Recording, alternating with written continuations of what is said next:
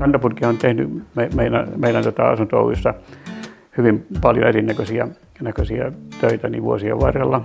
Ja ihan perusasioita, huoltoa ja tämän tyyppisiä patterien vaihtoa, mutta myös perussäädön meidän patteriverkostoon ja sitten uusinut meidän lämmönjakokeskuksen.